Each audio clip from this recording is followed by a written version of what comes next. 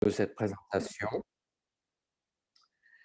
et nous verrons qu'elle est née à Marseille, en fait, le 8 novembre 1909. Elle est issue d'une vieille famille coloniale de la haute bourgeoisie.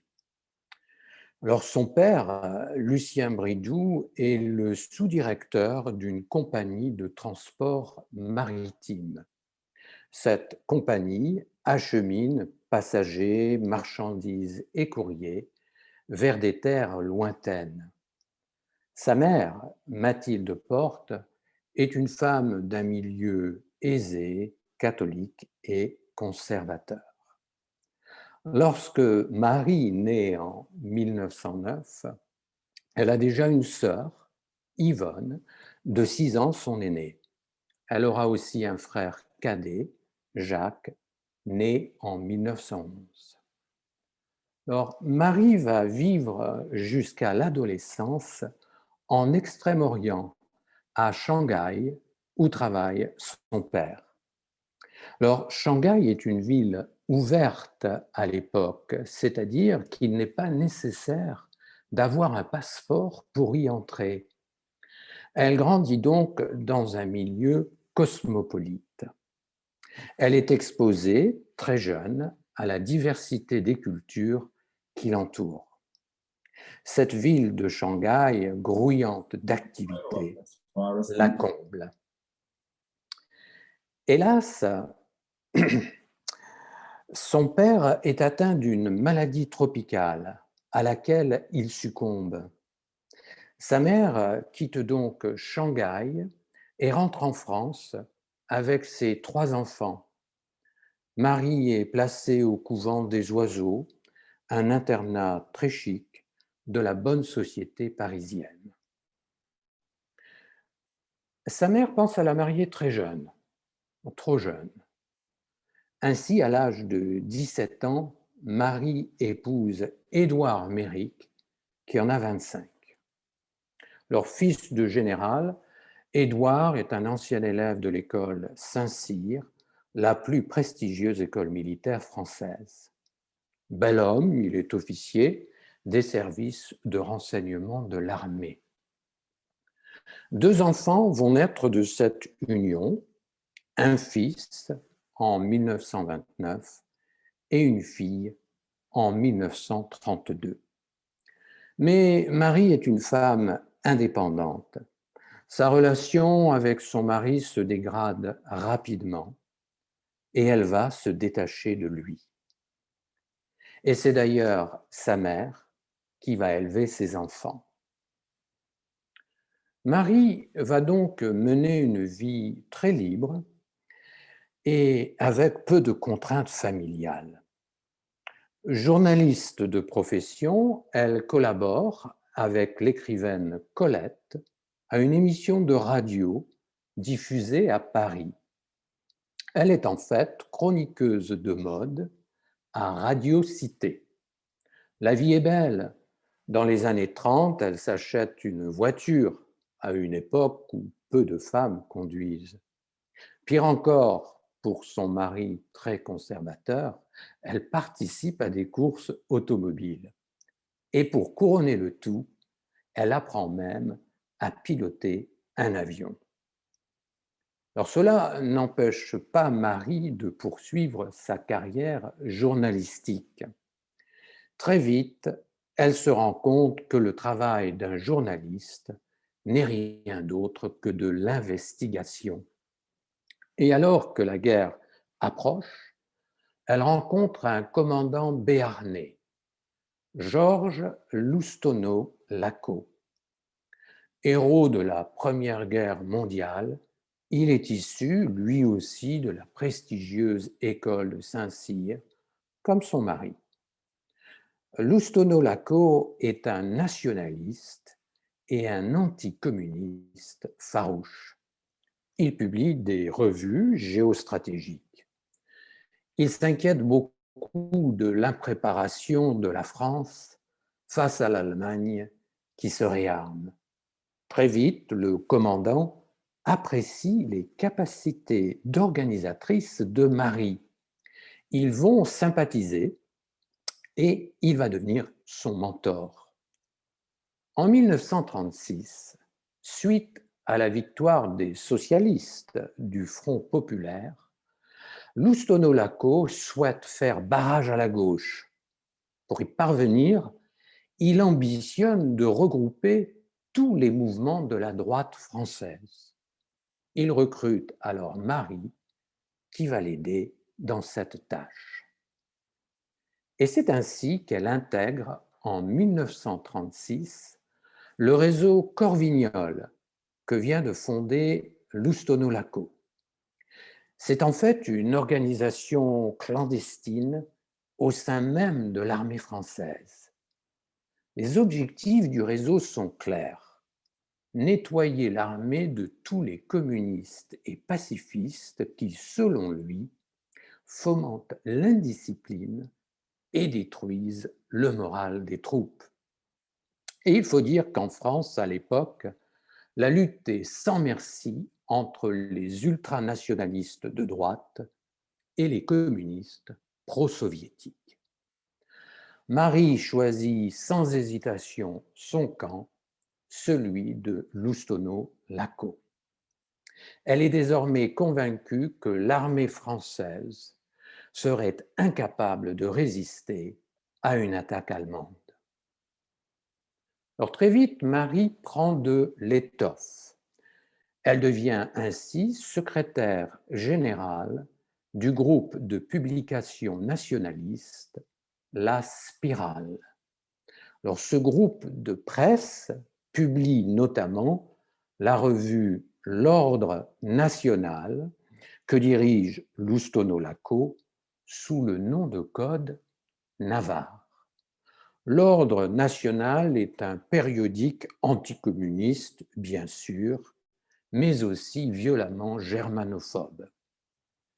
À 27 ans, Marie, ancienne chroniqueuse radiophonique de mode, s'est donc muée en une militante patriote. Alors, ses activités politiques lui laissent peu de temps pour sa vie conjugale. Mariée trop jeune, à 17 ans, son union avec Édouard Méric se délite. Il se sépare officiellement en 1939, lorsqu'il est muté à Rabat, au Maroc. La guerre éclate en septembre 1939. Loustono Lacau ne peut que constater le niveau d'impréparation de l'armée française. Il accuse l'état-major d'incompétence. Il est alors démis de ses fonctions pour insubordination. On l'incarcère dans la forteresse de Mutzig, en Alsace. Il est libéré pourtant en 1940, alors que l'armée française est en pleine déroute. Il décide de rejoindre le front pour se battre contre l'ennemi. Mais il est grièvement blessé le 14 juin 1940 face au char de Rommel. Il est capturé et le voilà de nouveau prisonnier. Alors, sachant la défaite de la France inéluctable, il recommande à Marie et à ses partisans de s'installer à Pau, dans le sud de la France, qu'il juge plus sûr. L'armistice est signé 8 jours plus tard par le maréchal Pétain, le 22 juin 1940 pour être précis. Alors, suite au chaos qui règne en France, Loustono Lacau en profite pour s'évader. Il rejoint Marie en zone libre française, à Pau. Puis très vite, il lui propose d'aller avec lui à Vichy, où s'est installé le gouvernement de Pétain. Loustono Lacau propose à Pétain de créer à Vichy un centre d'accueil pour soldats démobilisés et pour les évader. Le maréchal, sensible au devenir des soldats français, accepte. Le but du commandant est clair: intégrer le gouvernement de Vichy. Il espère ainsi collecter le plus d'informations possible sur la situation politique de la France vaincue. Loustono Laco installe son centre d'accueil dans un hôtel réquisitionné. Il y crée alors un réseau clandestin. On l'appelle le réseau Navarre, du nom de plume du commandant. Et ainsi, Marie joue le rôle de la secrétaire de Navarre. Ensemble, ils commencent à recruter des agents. Ils organisent des rencontres secrètes où se retrouvent ceux qui souhaitent continuer la lutte contre les Allemands. Petit à petit, ils tissent leur toile et créent des antennes du réseau dans le sud de la France. Alors, ne se rendant compte de rien, le gouvernement de Vichy va même promouvoir le commandant. Il devient délégué de la Légion française des combattants, organisation créée par Vichy et censée regrouper tous les anciens combattants du pays. Alors, pendant ce temps, Marie recrute des agents qui rejoignent le réseau Navarre. Elle prépare de nombreuses filières d'évasion à travers la ligne de démarcation qui sépare le nord, occupé par les Allemands, et le sud, administré par Vichy. Le réseau achemine secrètement du courrier entre les deux zones. Il observe également les mouvements de troupes allemandes. Peu à peu, Marie se taille une réputation de meneuse d'hommes. Elle parvient à prendre contact avec des officiers de l'armée française. Lors d'un passage à Monaco, Marie recrute Bernice, un ami du commandant et un as du renseignement. Bernice va donc aider Marie à former les agents à des techniques d'espionnage dignes des plus grandes organisations clandestines. Après seulement quelques mois d'existence, le réseau Navarre compte déjà 50 espions. Alors, les membres du réseau sont issus de la droite nationale. Ils sont bien sûr viscéralement anti-allemands, mais ils ne s'opposent pas de front au régime de Pétain. Au début de la guerre, pour bon nombre d'entre eux, il n'est pas nécessaire d'être en rupture avec Vichy pour être résistant. Beaucoup croient au concept de l'épée et du bouclier. L'épée, c'est Charles de Gaulle qui prépare la revanche depuis l'Angleterre. Le bouclier, c'est le maréchal qui atténue les souffrances du peuple français vaincu. Certains résistants du réseau Navarre sont convaincus que Pétain mène un double jeu. Si le maréchal s'accommode des Allemands, ce serait pour veiller secrètement sur les Français. Cette vision est d'ailleurs renforcée par le fait que Pétain est, comme eux, viscéralement anticommuniste. Autre concept qui les rapproche, le mythe de la Révolution nationale. C'est le fameux travail, famille, patrie. Il s'agit pour la France de retrouver l'honneur à travers l'ordre, la discipline, l'épargne et le courage. Ce discours a une certaine résonance chez certains membres du réseau Navarre, obsédés par l'unité de la nation.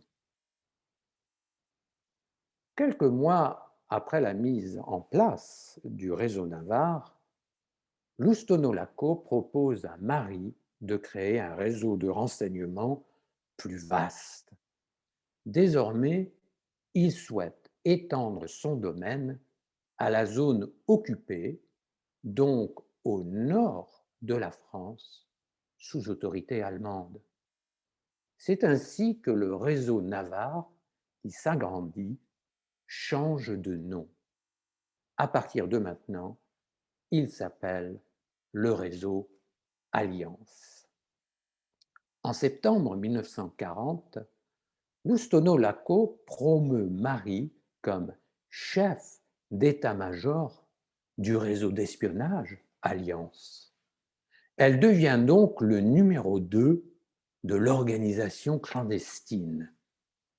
Il a une confiance absolue en elle, bien que ce soit une femme, un fait exceptionnel à cette époque.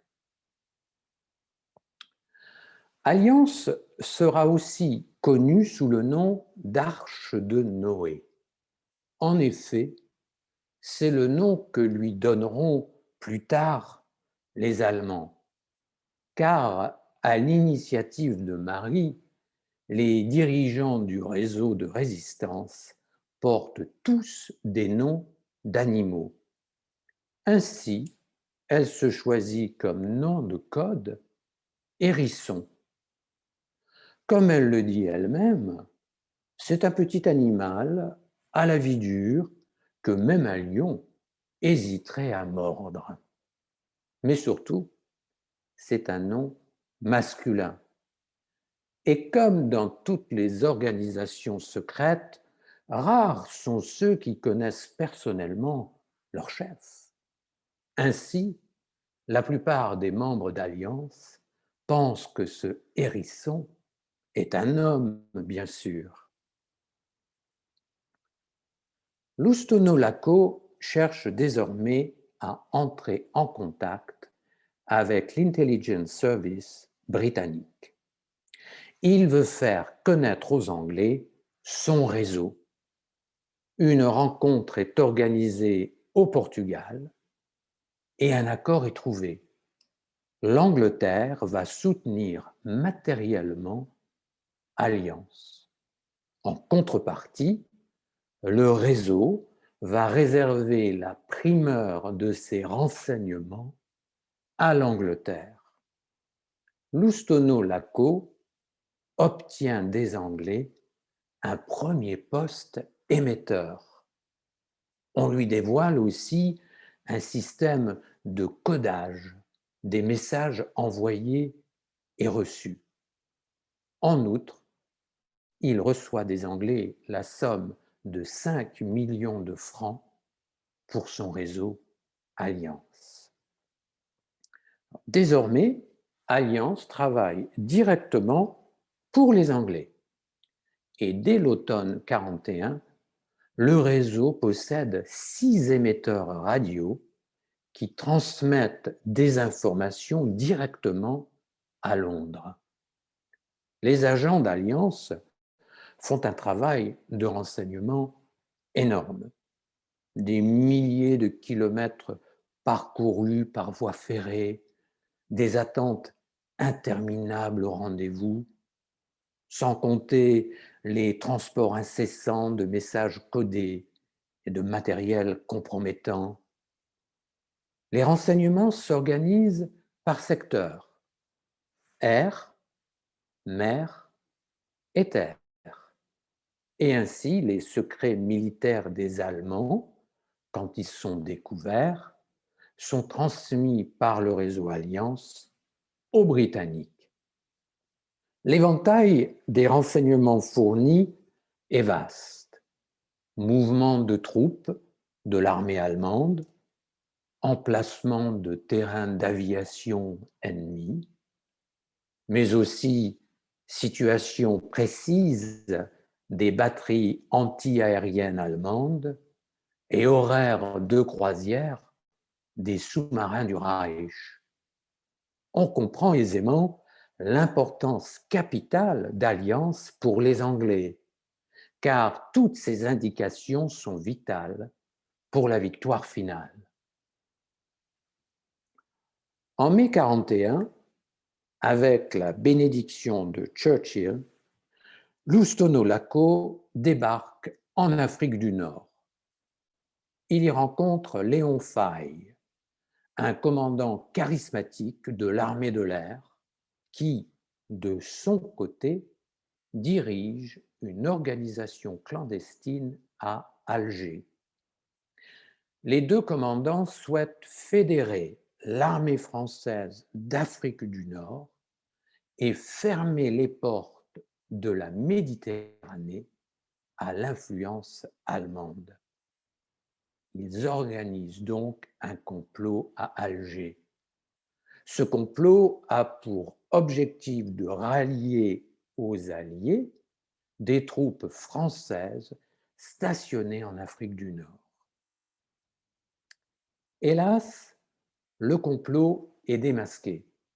C'est un échec cuisant. De nombreux agents de résistance qui opèrent en Afrique du Nord sont arrêtés.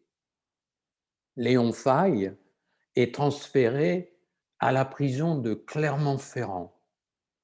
Quant à Loustono Lako, plus chanceux, il parvient à s'évader d'Alger. En effet, un commissaire de police, qui n'est autre qu'un agent du réseau Alliance, l'a aidé à s'échapper. De retour en France, Loustono Lako décide de transférer le réseau de Vichy à Pau, plus au sud. Mais hélas, le commandant est repéré par la police française. Le 18 juillet 1941, il est interpellé.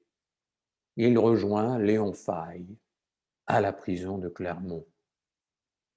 Désormais, Loustono Lako est dans l'incapacité d'exercer le commandement du réseau Alliance.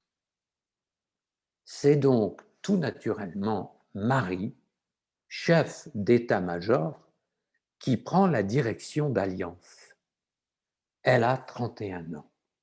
Alors, dans une société française conservatrice et patriarcale, ce n'est pas une mince affaire.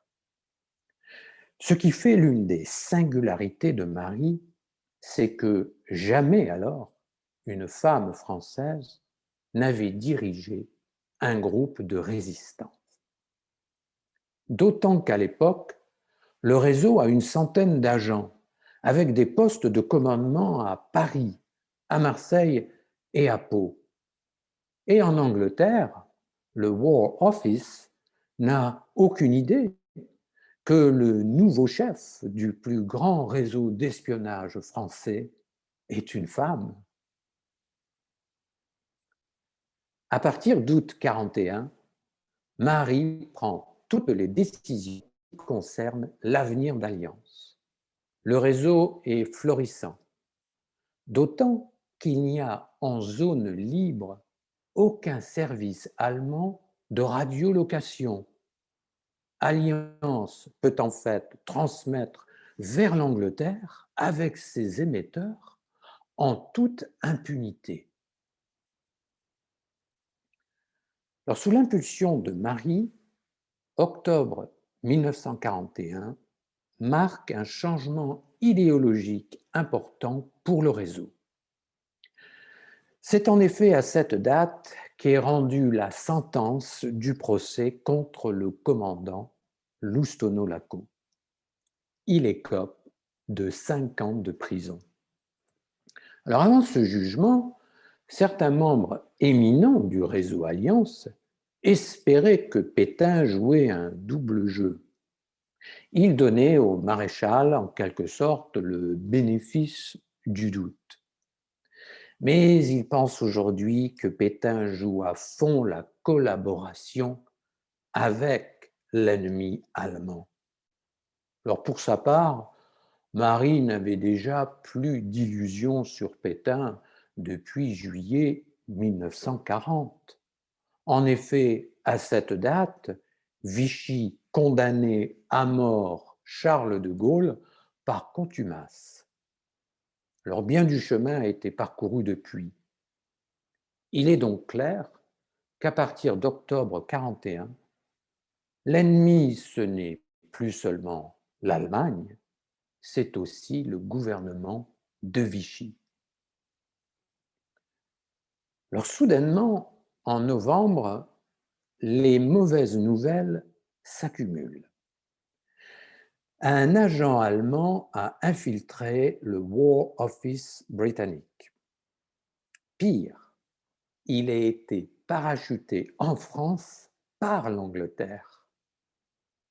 Beaucoup d'antennes d'espionnage créées par le réseau Alliance sont décapitées par l'Abwehr, les services secrets nazis. Marie est contrainte à la fuite. Elle voyage clandestinement et parvient à gagner l'Espagne, pays neutre dans ce conflit. Une fois à Madrid, Marie rencontre des émissaires des services britanniques. En novembre 1941, ils sont bien sûr très surpris de rencontrer une jeune femme de 32 ans aux cheveux châtains et charmante dans une élégante robe noire de soie. Mais les Anglais sont pragmatiques. Ils se rendent vite compte qu'ils ont en face d'eux un chef vrai de réseau, efficace et déterminé. Ils vont alors aider Marie à reconstituer matériellement le réseau Alliance en France. De plus, ils lui donnent des instructions précises sur le type d'informations qu'il recherche désormais. Les choses s'étant un peu calmées, Marie décide de retraverser la frontière cachée dans un sac de toile de jute. Nous sommes en décembre 1941. Elle arrive à Marseille avec dans ses bagages 2 émetteurs destinés à l'antenne parisienne du réseau. Elle a l'heureuse surprise de revoir Léon Faye, qui vient d'être libéré par Vichy. La guerre n'empêche pas l'amour et ils deviennent amants. Elle a même un enfant de lui qu'elle met au monde durant le conflit. Désormais, Faye va rester aux côtés de Marie. Il est plus que son bras droit, c'est un confident, une bouée de secours sentimentale dans un monde cruel. En décembre 1941, afin de renforcer le réseau Alliance bien éprouvé, Marie développe avec Faye un sous-groupe dans le réseau nommé l'escadrille. Il s'agit d'organiser des terrains de parachutage pour le matériel venu d'Angleterre. Faye propose à Marie de recruter de nombreux officiers d'active qui ne supportent plus la politique de Pétain.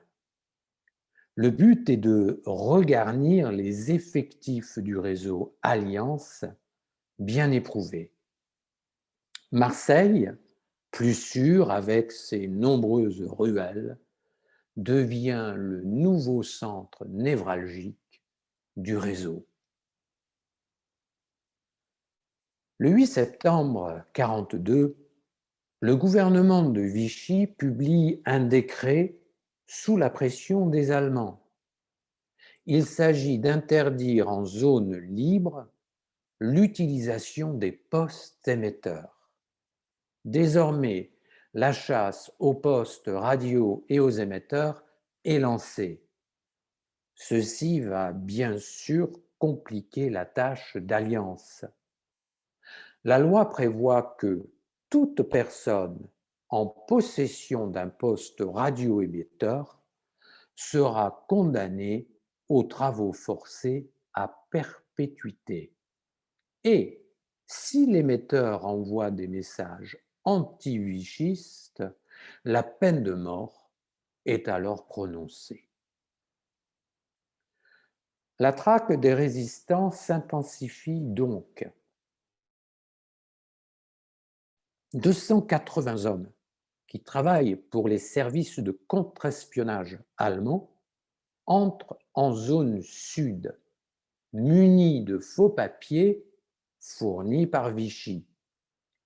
L'Abwehr met en place de nombreux services d'écoute, ainsi que des stations de repérage d'émetteurs. C'est ce que les Allemands vont appeler Dieu de la foudre dans la mythologie nordique. Le 7 novembre 1942, Marie, Léon Faye et d'autres membres du réseau Alliance sont arrêtés à Marseille. Ils se sont fait prendre par un commando de l'Abwehr alors qu'ils émettent vers Londres. Et on les transfère dans une prison pour interrogatoire. Le lendemain, le 8 novembre 1942, Marie apprend dans sa cellule que l'opération Torche, qui consiste à faire débarquer des troupes alliées en Afrique du Nord, a commencé. C'est un soulagement pour elle. En effet, elle avait travaillé de longue date à fournir des renseignements aux Anglais sur l'emplacement de la marine allemande en Méditerranée. Désormais, la France libre se retrouve à Alger, région française à l'époque.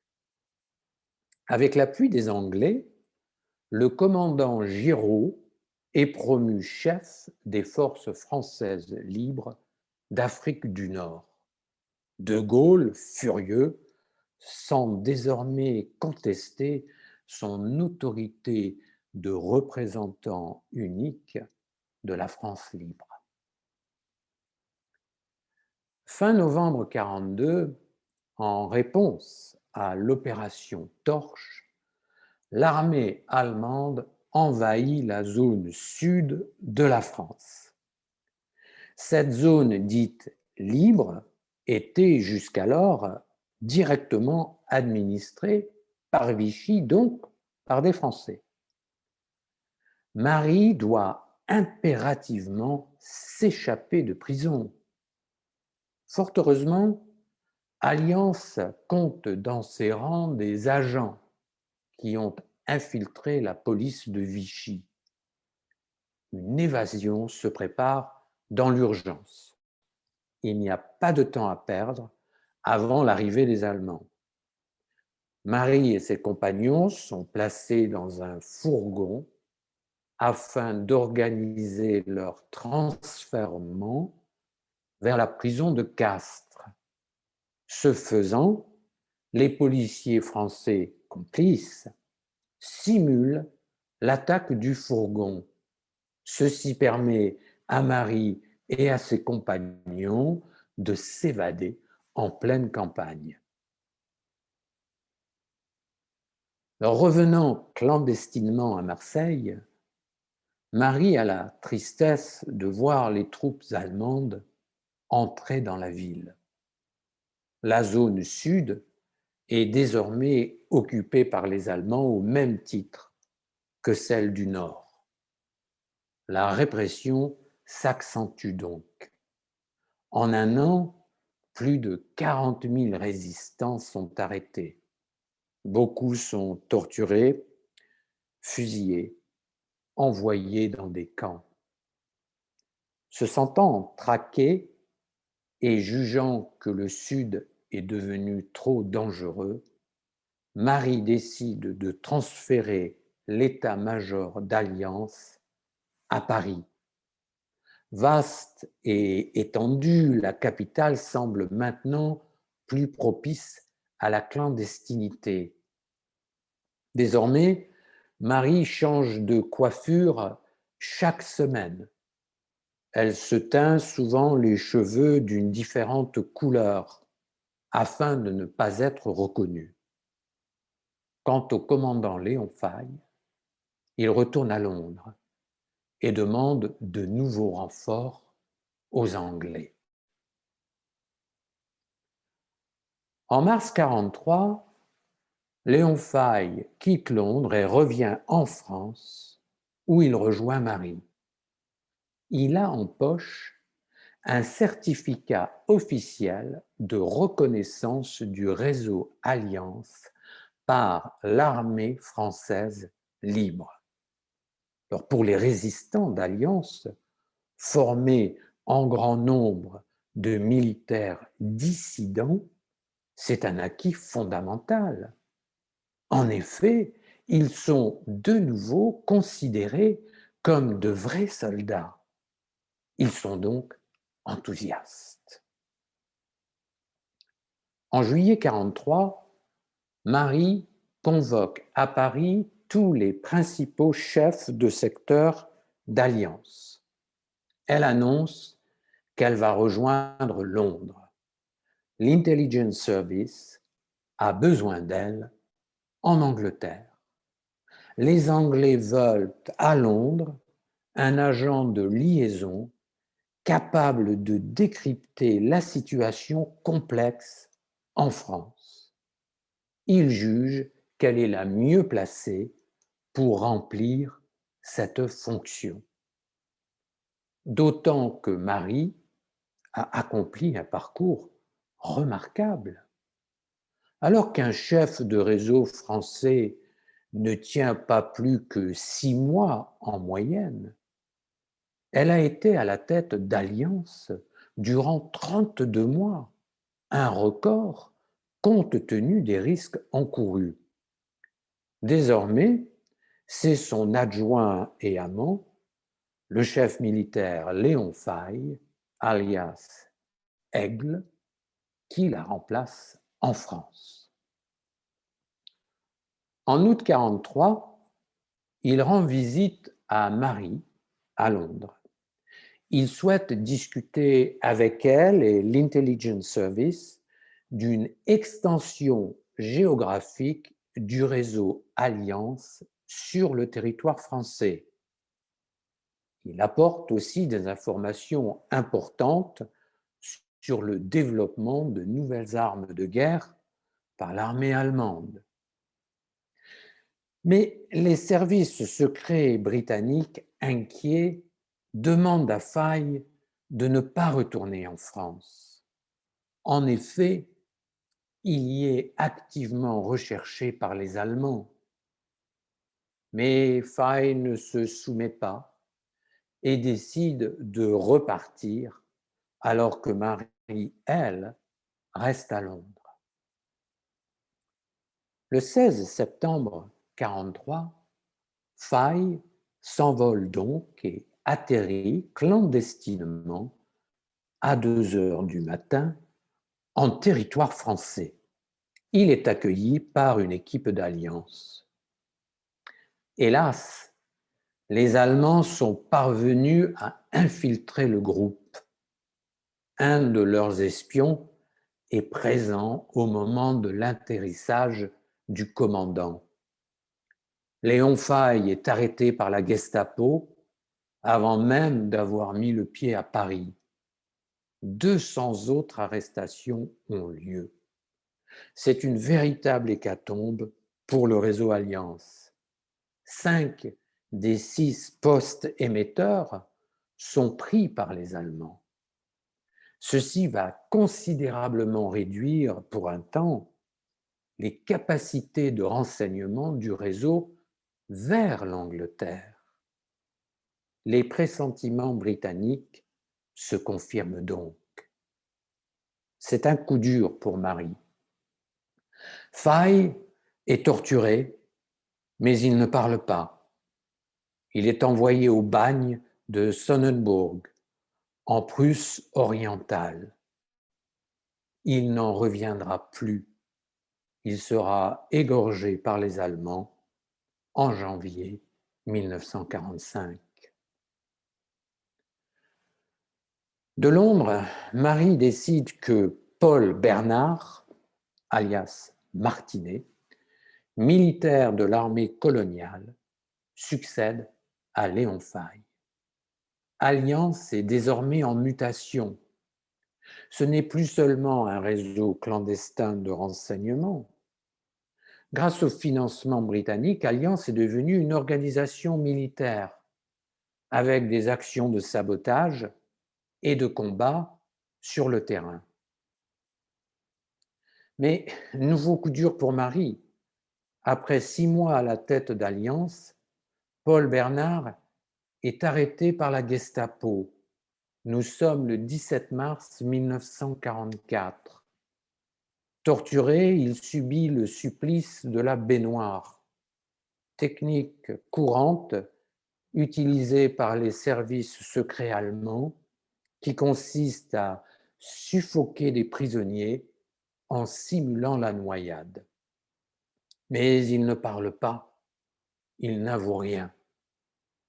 Il est alors envoyé à la prison de Moabit, près de Berlin. Miraculeusement, il en ressortira vivant en avril 1945. Alors pour sa part, Marie opère toujours de Londres. Fin mars 1944, elle choisit donc un nouveau dirigeant pour Alliance. Ce sera le résistant Georges Lamarck, un professeur agrégé de philosophie aux capacités organisationnelles reconnues. Tournant dans la guerre, le 6 juin 1944, le débarquement des troupes alliées en Normandie a lieu. Alors, grâce à la branche normande du réseau Alliance, Marie a fourni aux Britanniques une carte de 16, je dis bien de 16 mètres de long. Toutes les plages, chemins, toutes les routes normandes y sont détaillées. Cette carte est essentielle à la réussite du débarquement. Elle est créée par un artiste graveur qui n'est autre que le chef de la branche normande d'Alliance. Elle est fournie aux Britanniques 3 mois avant le D-Day. Sur cette immense carte apparaissent des renseignements vitaux. L'emplacement des bataillons allemands, leurs fortifications côtières et les obstacles placés sur les plages. Chaque officier et sous-officier qui débarque lors du D-Day porte sur lui un morceau de cette carte qui détaille le secteur où il arrive. Hélas, les membres du réseau Alliance qui avaient participé à l'élaboration de cette carte si détaillée sont capturés par l'Abwehr le lendemain du débarquement. Ils sont immédiatement fusillés et en premier lieu l'artiste qui avait dessiné la carte. Après avoir passé 1 an en Angleterre, Marie arrive sur le sol français en juillet 1944. Elle souhaite reprendre le combat de manière plus active et obtient l'accord des Anglais. C'est pourtant une période très dangereuse. Elle assiste à l'arrestation de nombreux membres d'Alliance, victimes d'agents doubles qui travaillent pour Vichy. Beaucoup d'entre eux sont fusillés et elle reste impuissante face au contre-espionnage allemand. Cependant, en juillet 1944, elle apprend l'approche du second débarquement, cette fois en mer Méditerranée, sur les côtes provençales. Exaltée par cette perspective, elle se sent alors plus en sécurité. Elle envoie un message codé à Londres, faisant part de l'imminence d'un attentat contre Hitler. Comme on le sait, la fameuse opération Valkyrie échoue hélas. Marie, sans doute par excès de confiance, est arrêtée car son message est intercepté à Aix-en-Provence par les Allemands. Fort heureusement, le second débarquement a lieu en août 1944. Dans le chaos qui s'ensuit, elle parvient à s'évader avec d'autres prisonniers. Elle part alors pour Paris, qui vient d'être libéré le 25 août. Elle organise avec Georges Lamarque le suivi des troupes alliées, alors que les Allemands se replient vers l'Alsace-Moselle. Marie continue donc de collecter des informations vitales qu'elle transmet aux Alliés. Sur le front est de la France, la bataille de Metz annexée fait rage. La première armée du général Knobelsdorff fait face avec vaillance à la troisième armée du général Patton.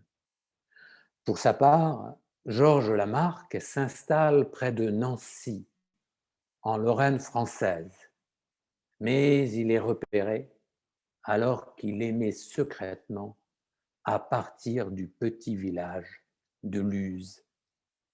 Ne voulant pas que les Allemands se vengent sur les villageois, il se rend plutôt que de s'enfuir. Lui et ses camarades sont fusillés le jour même par les Allemands, le 8 septembre 1944. Une fois de plus, le réseau Alliance a perdu son chef de manière tragique. Marie reprend donc la direction du mouvement. Désormais, Alliance est devenu le plus grand réseau d'espionnage du territoire français. Il compte jusqu'à près de 2900 agents, dont 24% de femmes. Les ordres de l'Abwehr sont clairs. Tout membre d'Alliance doit être fusillé s'il est arrêté. De plus, le renseignement a changé de nature. Désormais, il s'agit exclusivement de cartographier la présence des troupes allemandes et leurs mouvements tactiques sur le territoire français. Il faut donc guider les troupes alliées qui avancent et libèrent l'Hexagone. C'est une mission dangereuse. 432 agents d'Alliance paieront de leur vie leur engagement pour vaincre le nazisme. Désormais, Marie se retrouve sur le front, donc entre les feux allemands et les feux alliés. C'est une période très instable, on s'en doute, et il est difficile de savoir qui est qui. Pas facile, en effet, pour les Alliés de faire la distinction entre les collaborateurs de Vichy en fuite et les vrais résistants. Et c'est ainsi que Marie se fait repérer dans la Meuse. On la prend pour une espionne allemande et on l'arrête à Verdun, où elle a installé le quartier général d'Alliance. Elle parvient cependant à prouver son identité et elle est immédiatement relâchée. Elle retourne très brièvement à Paris où elle reçoit, lors d'une cérémonie honorifique, l'ordre de l'Empire britannique. Mais Marie est une femme d'action. Elle repart sans attendre vers le front, à la frontière luxembourgeoise. Le 8 mai 1945 marque la fin de la guerre en Europe. Marie reste à la tête du réseau Alliance. Désormais, elle parcourt les camps de concentration et les prison, à la recherche des membres du réseau emprisonnés par les Allemands.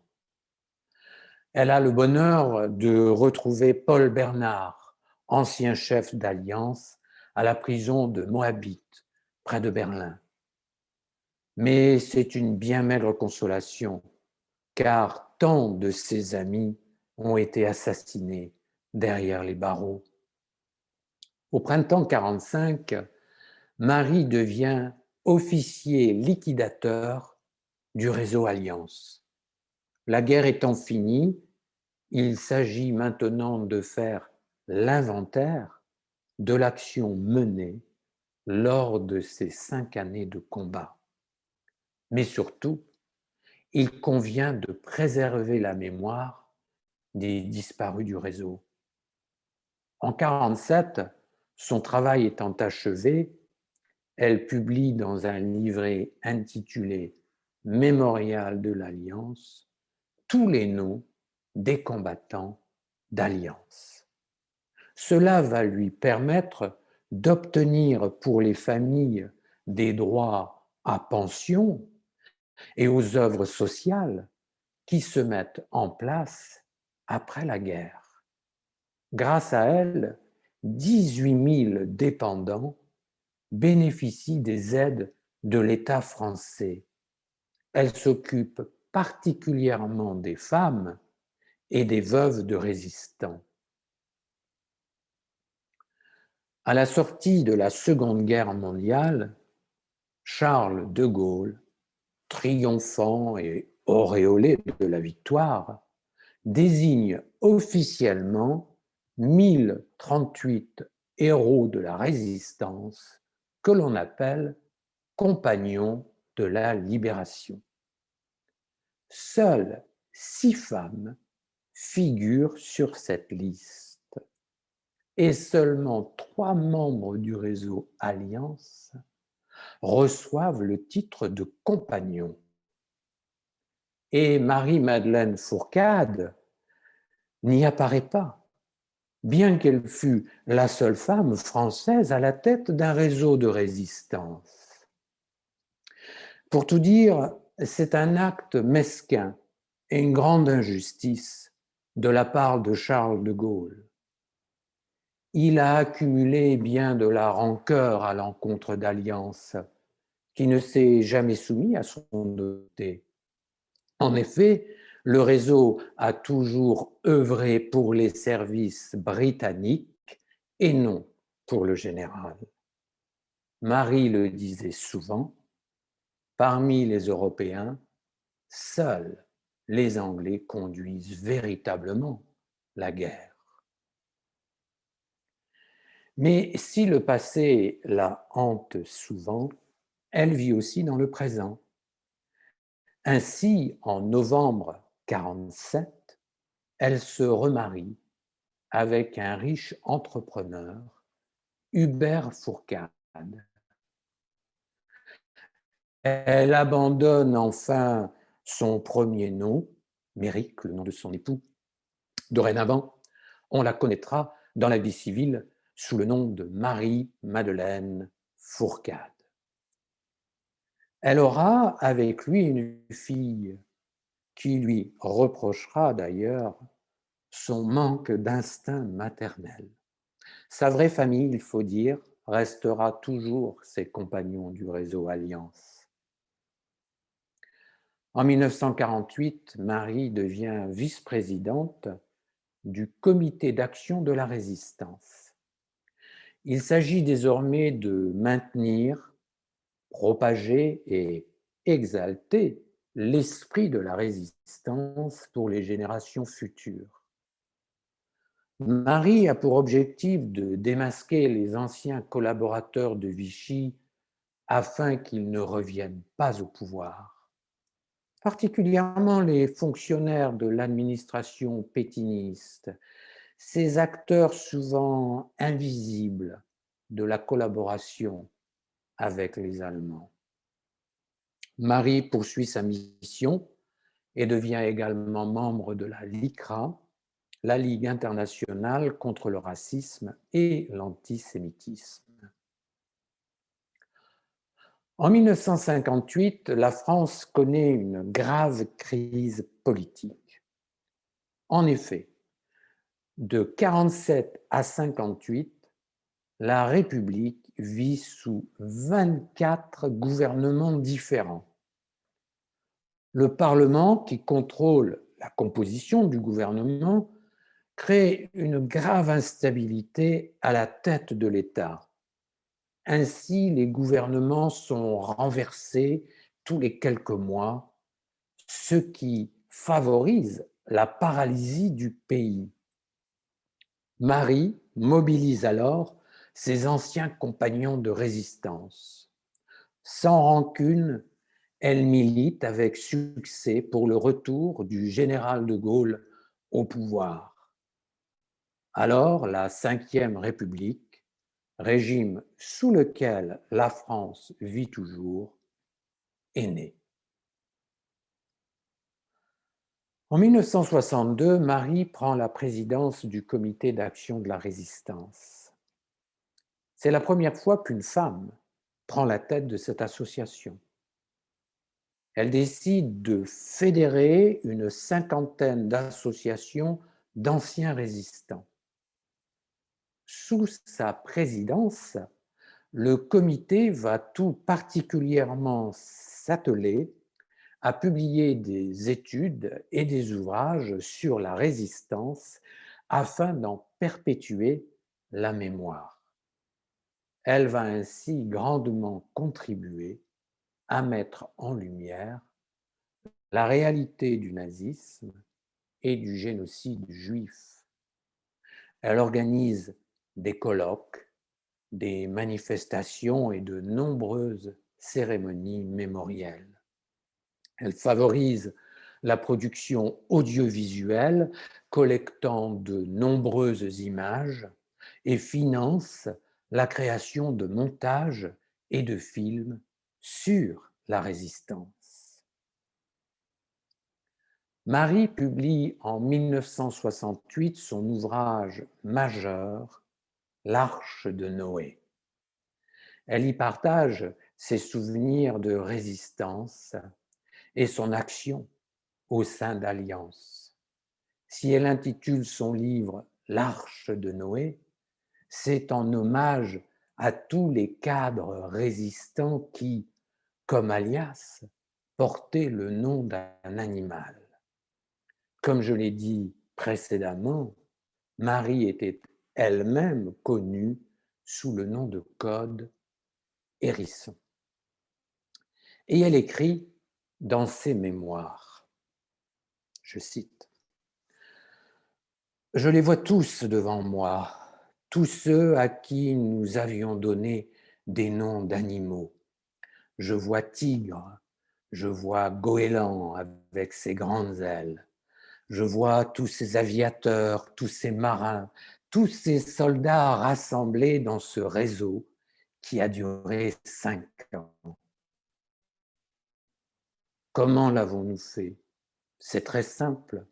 Nous étions dans la position de tous les gens qui, écrasés par la défaite, ne pouvaient pas vivre dans l'infamie. Il fallait lutter. Nous étions de ceux-là. À 71 ans, Marie continue son combat politique. Cette fois, elle se présente à la députation européenne sous l'étiquette du RPR, le parti gaulliste de Jacques Chirac. Elle est alors députée européenne, élue au Parlement en 1980. Après une vie bien remplie, Marie décède le 20 juillet 1989. Elle a 80 ans. Ses obsèques sont célébrées en la cathédrale Saint-Louis des Invalides, dont la crypte abrite les plus célèbres militaires français. Le cercueil est porté par des soldats et salué par les tambours de la garde républicaine. Marie reçoit ainsi, sous la présidence de François Mitterrand, l'hommage de la République que lui avait dénié le général de Gaulle. Elle repose aujourd'hui au cimetière du Père-Lachaise. Mais sa voix ne s'est pas tue. Elle nous rappelle que le chef du plus essentiel des réseaux de résistance française était une femme, Marie-Madeleine Fourcade, nom de code, Hérisson. Je vous remercie. Merci beaucoup.